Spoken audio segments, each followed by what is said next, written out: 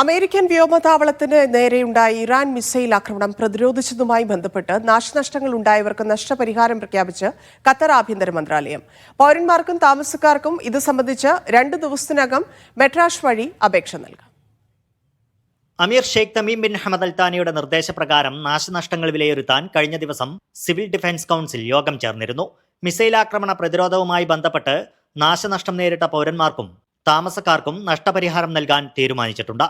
നാശനഷ്ടങ്ങൾ സംബന്ധിച്ച് ഇതുവരെ പരാതി സമർപ്പിക്കാത്തവർ 2 ദിവസത്തിനുള്ളിൽ മെട്രാഷ് വഴി അപേക്ഷിക്കണം. സമയപരിധിക്ക് ശേഷം അപേക്ഷിക്കാൻ അവസരമുണ്ടാകില്ലെന്നും ഖത്തർ ആഭ്യന്തര മന്ത്രാലയം അറിയിച്ചു. ചിലയിടങ്ങളിലുണ്ടായ നാശനഷ്ടങ്ങൾ സുരക്ഷാ വകുപ്പ് ഉദ്യോഗസ്ഥർ നേരിട്ടെത്തി രേഖപ്പെടുത്തിയിരുന്നു.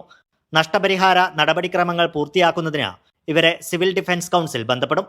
ജൂൺ 23-നായിരുന്നു ഖത്തറിലെ അമേരിക്കൻ വ്യോമതാവളത്തിന് നേരെ ഇറാൻ മിസൈൽ ആക്രമണം നടത്തിയത്. മിസൈലുകളെ വിജയകരമായി ഖത്തർ പ്രതിരോധിക്കുകയും ചെയ്തു. Media 1 Doha.